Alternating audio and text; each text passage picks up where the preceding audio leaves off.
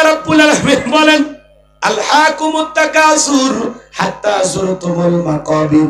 প্রাচুর্যের প্রতিযোগিতা, সম্পদের প্রতিযোগিতা, দুনিয়ার লোভ লালসা আপনাকে আমাকে পাগল বানাইছে। মেম্বার চাই চেয়ারম্যান হইতে, চেয়ারম্যান চাই এমপি হইতে, এমপি চাই মন্ত্রী হইতে, মন্ত্রী চাই প্রধানমন্ত্রী হইতে। এই যে দুনিয়ার লোভ।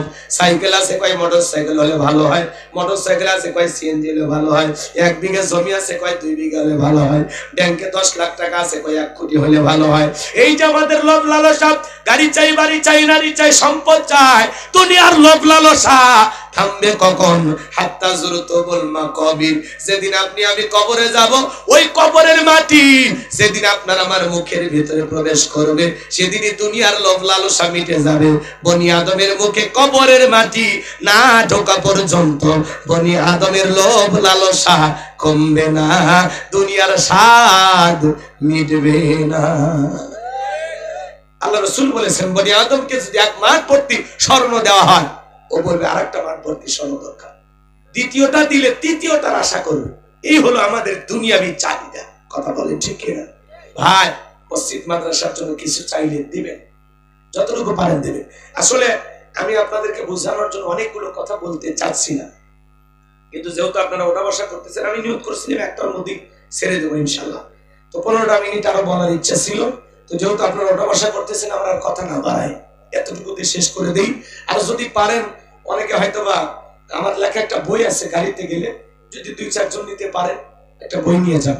শেষ বিদায়, একজন মানুষ মারা গেলে নবীজির তরিকায় কিভাবে বিদায় করা লাগবে, মৃত ব্যক্তিকে চুমা খাওয়া জায়েজ না হারাম, স্বামী স্ত্রী মারা গেলে একে অপরকে চুমা খাইতে পারবে কিনা, একে অপরকে গোসল করাইতে পারবে কিনা, আত্মহত্যা করে কেউ মারা গেলে তারা জানাজায় যাওয়া যাবে কিনা, জান্নাত জাহান্নাম সম্পর্কে, আখিরাত সম্পর্কে, কবরের সঞ্জব সম্পর্কে, ঈমান আমল সম্পর্কে জরুরি দোয়া সহ বিশেষ কিছু দিয়া 2টা গজল সহ 76 পৃষ্ঠার বইটা খুবই গুরুত্বপূর্ণ। যদি পারেন আপনারা স্মৃতি হিসাবে 50 টাকা হাতিয়া দিয়া গাড়ির ড্রাইভারের কাছ থেকে সংগ্রহ করে নিয়ে যাবেন। জীবনের শেষ বিদায় মানে নবীজির তরিকা একটা মানুষকে কিভাবে বিদায় করতে হয়, প্রত্যেকটা কথার দলিল দিয়ে আছে। যদি পারেন আপনারা নিয়ে যাবেন ইনশাআল্লাহ। কষ্ট হয়, কষ্ট হয় যুবক, এগুলো তো কিনবা না তোমরা। কেন উপন্যাস, প্রেম কেন কাঁদায়, যৌবনের মৌবনে অভিশাপ্ত রাত, মিলন হবে কতদিনে, কথা বলে না কেন? তোর মরণের পরে আজে বাজে উপন্যাস পড়ে যুবকের চরিত্র নষ্ট হয়ে গেল। প্রত্যেকটা মুসলমানের ঘরে একটা শ্রাদ্ধ গ্রন্থ থাকতে হবে। নবীজির জীবনের শুরু থেকে শেষ পর্যন্ত প্রত্যেকটা মুসলমানকে জানতে হবে।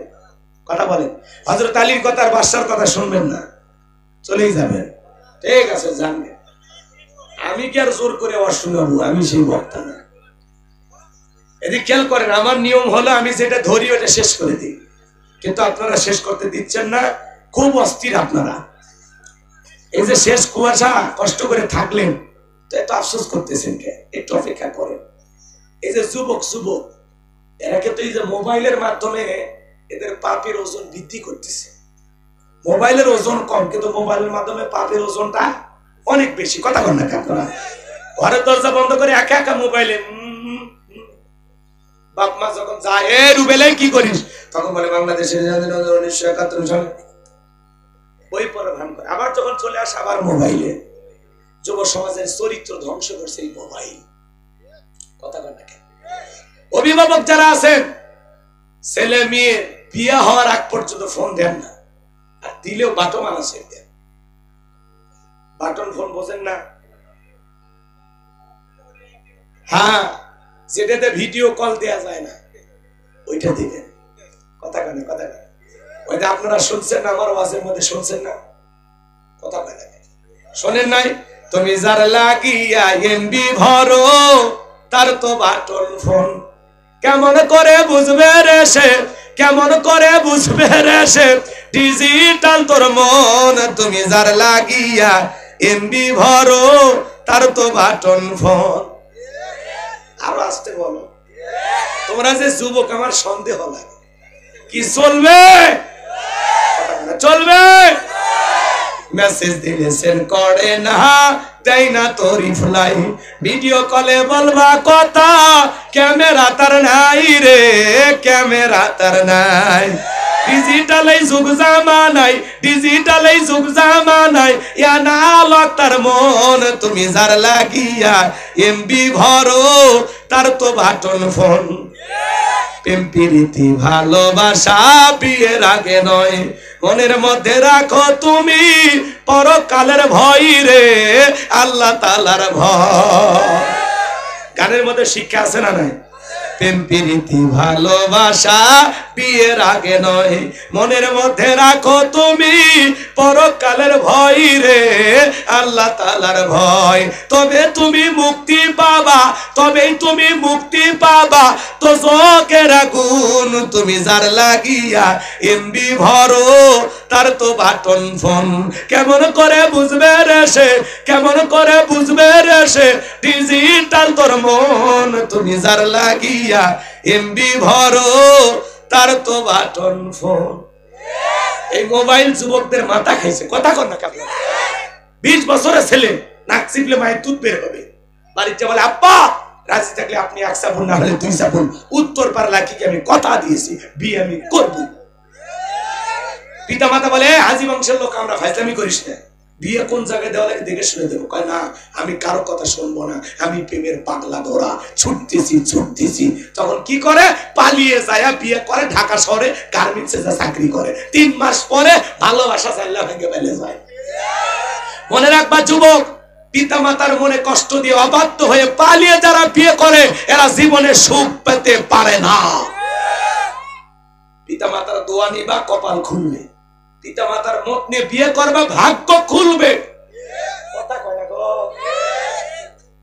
কোন কোন যুবক আছো মা বাবার পছন্দের মেয়েকে বিয়ে করবা? হাত তোলো, হাত তোলো। যারা বিয়ে করনি হাত তোলো। কে মা বাবা যেখানে বিয়ে দিবে সেখানে বিয়ে করবা, মনে থাকবে তো ইনশাআল্লাহ। একা একা মাতবাড়ি করবা না, জীবন একেবারে অভিশাপ হয়ে যাবে। তাহলে মা বাবা পছন্দ করে বিয়ে দিবে যেখানে বরকত আছে, মুরব্বীদের দোয়া আছে যেখানে কল্যাণ আছে। একা একা মাতবাড়ি করে বিয়ে করো না, দাম্পত্য জীবনে কোনোদিন সুখী হতে পারবা না। প্রেম করে ভালোবেসে পালিয়ে যা বিয়ে করে জীবনে কেউ সুখী হয়নি। ওরা আফসোস করছে কি ভুল করছে, কে প্রেমটা করে। তার মানে বিয়ের আগে হারাম কোন সম্পর্কে জীবনে কোনোদিন শান্তি পাওয়া যেতে পারে না। এজন্য বিয়ের আগে অবৈধ প্রেম ভালোবাসা করা জায়েজ না হারাম। ওয়াল্লাযীনা হুম লিফুরুজিহিম হাফিজুন, নিজের যৌবনটাকে সংযত রাখো, নিজের যৌবনটাকে কন্ট্রোল করো আল্লাহর ভয়ে। যৌবনকালে বেশি বেশি ইবাদত করতে হবে, নামাজ আদায় করতে হবে। যৌবনকালটা আল্লাহর জন্য কুরবানি করতে হবে। কথা কয় না? এই যৌবনকালে আমরা গুনাহ করতে ভালোবাসি, আর যৌবনকালের ইবাদত আল্লাহ পছন্দ করেন। আমরা বেশি বেশি ইবাদত করবো তো ইনশাআল্লাহ। আল্লাহর ভয়ে আজ থেকে গুনাহ ছেড়ে দেবেন। কারা কারা হাত তোলেন? আল্লাহ আমাদের সবাইকে গুনাহমুক্ত আমল করার তৌফিক দান করুন। জোরে বলেন আমিন।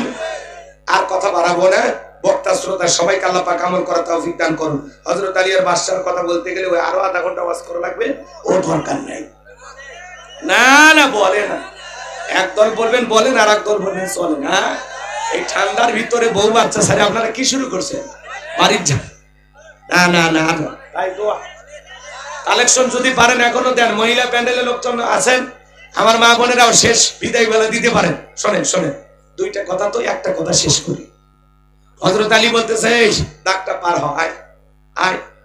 1 পা সামনে আসে 3 পা পিছনে যায়। এমন অবস্থায় হযরত আলী তাকায়া দেখে আমরের কাঁধে থাকা তরবারি আল্লাহ কাঠের তক্তা বানাইছে।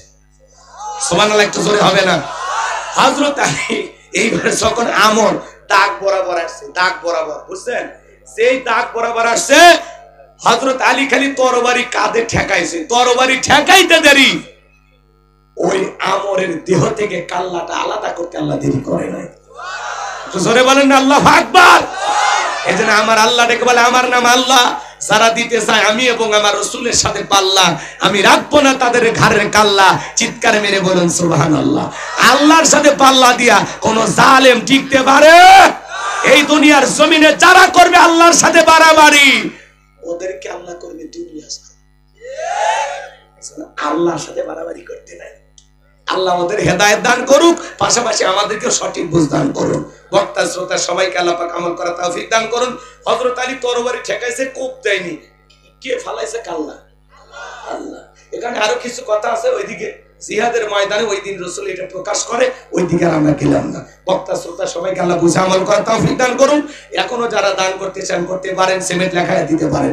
সকলে দরুদ ইব্রাহিম পড়ুন। আল্লাহুম্মা সাল্লি আলা মুহাম্মদ ওয়া আলা আলি মুহাম্মদ কামা সাল্লাইতা আলা ইব্রাহিম ওয়া আলা আলি ইব্রাহিম ইন্নাকা হামিদুম মাজিদ। আল্লাহুম্মা বারিক আলা মুহাম্মদ ওয়া আলা আলি মুহাম্মদ কামা বারাকতা আলা ইব্রাহিম ওয়া আলা আলি ইব্রাহিম ইন্নাকা হামিদুম মাজিদ। যদি পারেন স্মৃতি হিসাবে গাড়ির ড্রাইভারের কাছ থেকে বইটা নিয়ে যাবেন ইনশাআল্লাহ। হুজুর দোয়া বড় ভাই, আরে অসুস্থ মানুষ কষ্ট করে বসে থাকেন, সাইকুল ভাই দোয়া, কি অনুমতি দেন, দোয়া।